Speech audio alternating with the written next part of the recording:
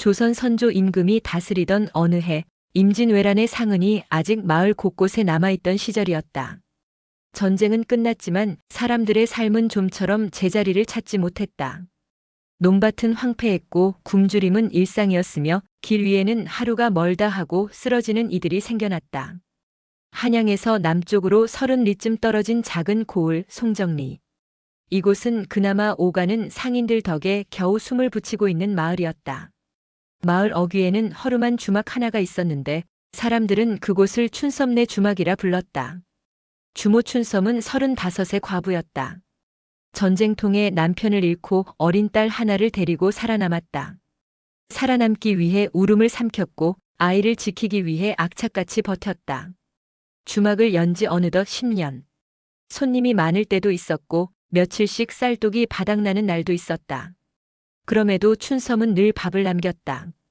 돈이 없어도 배고픈 사람에게는 한 술이라도 더 떠주었다. 사람이 먼저지요. 밥은 없어도 마음은 나눌 수 있잖아요. 그 말은 마을 사람들 사이에서 조용히 퍼져나갔다. 춘섬에게는 15살 난 딸 연희가 있었다.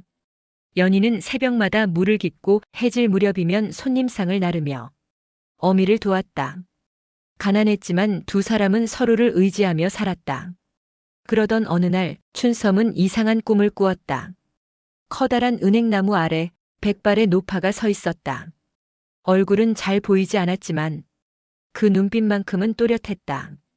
노파는 아무 말 없이 천천히 손을 내밀었다. 도와주거라. 그 목소리에 춘섬은 가슴이 철렁 내려앉으며 잠에서 깼다. 이상하게도 꿈이 쉽게 잊히지 않았다. 그날 낮 우연히 들른 무당이 춘섬을 보더니 고개를 갸웃했다. 주모, 오늘 기운이 심상치 않소. 머자나 인연 하나가 들어올 상이네. 춘섬은 웃어넘겼다. 이 산골 주막에 무슨 인연이 있겠느냐며. 그러나 그날 해질 무렵 그 인연은 정말로 찾아왔다. 주막 앞 흙길에 사람 하나가 쓰러져 있었다. 지나던 이들은 힐끗 보기만 할 뿐 아무도 다가가지 않았다. 또 굶어 죽은 거겠지. 괜히 엮였다가 탈난다. 사람들은 그렇게 말하며 발길을 재촉했다. 그때 춘섬의 눈에 들어온 건 누더기 속에서 가늘게 움직이는 손끝이었다. 숨이 붙어 있었다. 춘섬은 한참을 서 있었다. 머릿속에서는 계산이 먼저 돌아갔다. 이 사람을 들이면 손님이 끊길 수도 있고 병이라도 옮기면 딸이 위험할 수도 있었다. 하지만 문득 아침에 꾼 꿈이 떠올랐다. 은행나무 아래에서 손을 내밀던 그 노파. 결국 춘섬은 조용히 다가가 노파를 업었다. 괜찮아요. 제가 조금 도와드릴게요. 노파는 아무 대답도 하지 못한 채 힘없이 몸을 맡겼다. 그날 밤 주막 뒤 작은 방에는 희미한 등불이 켜졌다.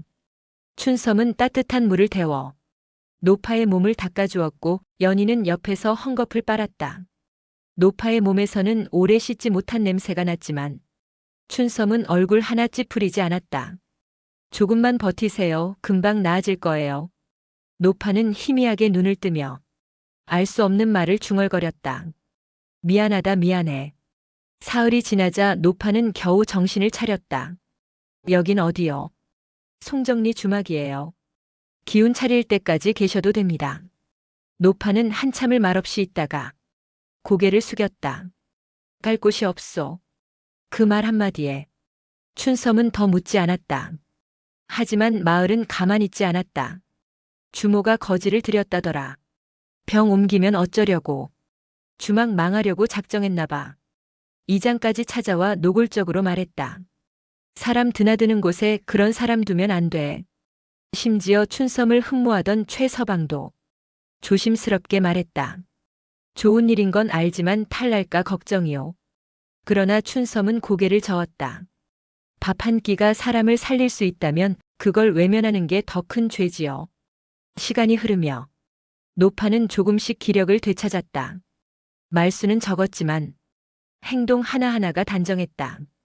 어느 날 연희가 나무판에 글씨를 흉내내고 있을 때 노파가 조용히 다가와 말했다. 글은 이렇게 쓰는 거란다. 그리고는 연희의 손을 잡아 천천히 글자를 써내려갔다. 그 글씨는 마치 서당 훈장의 글씨처럼 반듯했다. 춘섬은 그 순간 알았다. 이 노파는 그저 길에서 떠도는 사람이 아니라는 것을. 며칠 뒤 보부상 우치삼이 주막에 들러 소식을 전했다. 한양 남촌에서 난리라오. 박찬판 댁에서 늙은 어미를 내쫓았다더군. 그 말을 듣는 순간 뒷방에서 무언가 떨어지는 소리가 났다. 문틀을 붙잡고 서 있었다. 눈에는 눈물이 고여 있었다. 그날 밤 노파는 조용히 입을 열었다. 나는 청주 한씨요. 한양 남촌의 양반가 부인이었다. 남편이 살아있을 때는 부족함 없이 살았다. 그러나 아들이 장가를 들고 난 뒤 며느리는 재산에 눈이 멀었고 남편이 죽자마자 본색을 드러냈다. 결국 아들은 어머니를 문 밖으로 내쫓았다. 갈 곳 없던 그녀는 새해를 떠돌았다. 굶고 얻어먹고 때로는 개밥을 먹으며 버텼다. 그리고 마지막 힘으로 이 주막 앞에 쓰러졌던 것이다. 당신을 만난 건 하늘이 준 마지막 기회였소. 며칠 뒤 뜻밖의 소식이 전해졌다. 박찬판 댁의 땅이 궁궐공사로 큰 값에 팔리게 되었다는 이야기였다. 그 말을 들은 한씨 부인은 얼굴이 창백해졌다. 은행나무. 남편이 생전에 남긴 말이 떠올랐다. 혹시 일이 생기거든 은행나무를 보게.